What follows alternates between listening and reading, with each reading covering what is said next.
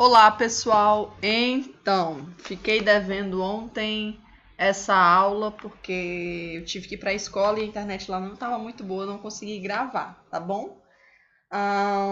Mas hoje nós vamos terminar a unidade 2 do livro de vocês, de ciências, falando aí sobre o segundo grupo de vermes, né? Nós estudamos aí os plateumintos, agora nós vamos ver os nemateumintos, tá bom? São outro grupo de vermes. Então, características gerais do filo dos nemateumintos, tá bom? Diferente lá dos plateumintos, que são vermes achatados, os nemateumintos são vermes de corpo cilíndrico, geralmente mais afilados nas extremidades, certo? E daí de onde vem o seu nome, né? Vermes em forma de filamento, né? Os nemateumintos. Algumas espécies são de vida livre, outros são parasitas de diversas plantas e animais, certo?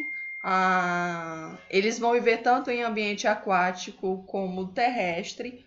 Os parasitas, no caso, no corpo de seus hospedeiros. Existem mais de 10.000 espécies de nemateumintos na natureza e alguns são de importância para a saúde do homem, como é o caso dos ancilostomos, das lombrigas, dos oxiúrios e das filárias, tá bom? Aspectos corporais, a morfologia dos animais. Também diferente dos plateumintos, que tinham um tubo digestório incompleto com apenas a boca, os nemateumintos possuem tubo digestório completo, portanto com 2 orifícios, boca e ânus. Diferente também dos plateumintos, os nemateumintos são dioicos. O que quer dizer isso? Possuem sexos separados, ou seja, existe um macho e uma fêmea. Lembra lá que na tênia, nos plateumintos, eles eram hermafroditas, possuíam os 2 sexos? Já que nos nemateumintos não, eles possuem sexos separados e geralmente o macho é bem diferente da fêmea, beleza? Esses animais, além dessas características, eles possuem uma característica peculiar, que é possuírem uma película protetora no seu corpo, que é chamada de cutícula, tá bom? Existem, como eu disse para vocês, algumas espécies que são parasitas, as que têm importância para o homem, né, que causam doença para o homem, são, tá aí, ó, a doença chamada de oxiuríase ou enterobiose, certo? A filariose, a ascaridíase, a ancilostomíase, a tricuríase e o chamado bicho geográfico. A gente vai estudar alguns deles, tá bom? Primeiro, vamos começar estudando sobre a oxiuríase, também conhecida como enterobiose. Eu não me recordo muito bem como está no livro de vocês, tá? Essa doença, ela é causada por um verme chamado de oxiurus vermiculares ou enteróbios vermiculares, certo? O verme adulto, ele se localiza dentro do nosso intestino grosso, porque nós somos o seu hospedeiro, e a transmissão da doença ocorre quando a gente consome comida ou água contaminada contendo os ovos do verme, ou através da poeira de objetos, de animais, roupas contaminadas também com os ovos. E uma importante forma de transmissão é a chamada autoinfecção, né? Fecal-oral, principalmente entre as crianças mais pequenas, pela mania de pegar no bumbum e colocar na boca, tá bom? É a chamada autoinfestação. Tem uma grande importância, portanto, entre os bebezinhos, as crianças menores. Vamos ver aqui, ó. Aqui vocês estão vendo os vermes, certo? Aqui é o desenho, o esquema dos vermes adultos, o macho, a fêmea, o ovo, né? O ovo tem forma de D, certo? Os sintomas da doença é coceira, prurido anal, certo? Especialmente durante a noite, que é a hora em que os vermes se localizam no ânus para a postura dos ovos, né? No caso, as fêmeas.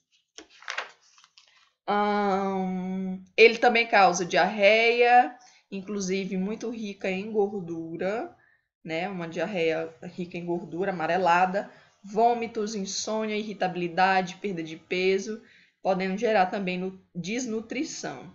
O ciclo de vida, né? Como eu disse para vocês, o indivíduo sadio, ele se infesta com a doença ao consumir água ou alimentos contaminados ou por autoinfecção, contendo os ovos, né?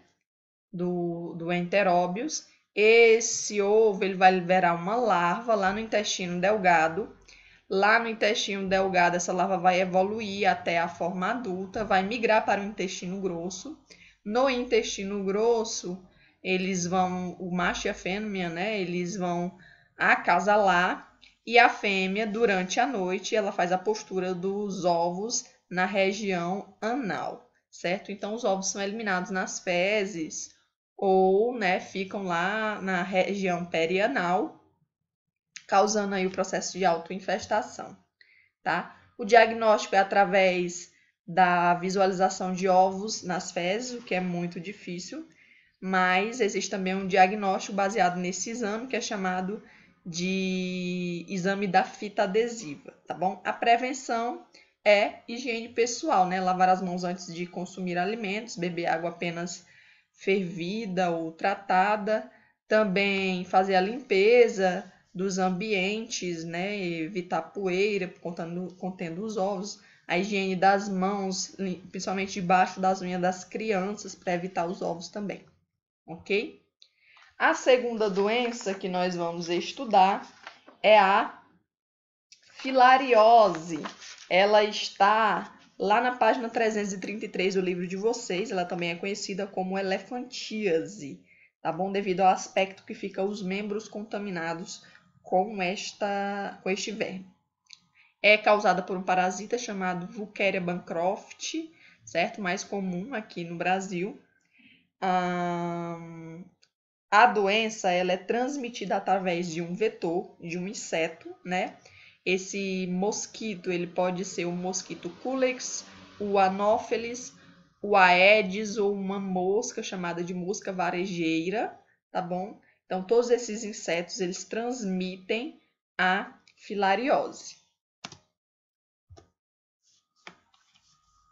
Aqui embaixo estão os insetos vetores, certo? Todos esses mosquitinhos, Anopheles, Aedes, o Culex, o Mansônia e a mosca varejeira, que podem transmitir o verme, aqui é o verme adulto, e aqui o aspecto que fica os membros, geralmente os membros inferiores, os seios, o escroto, enfim.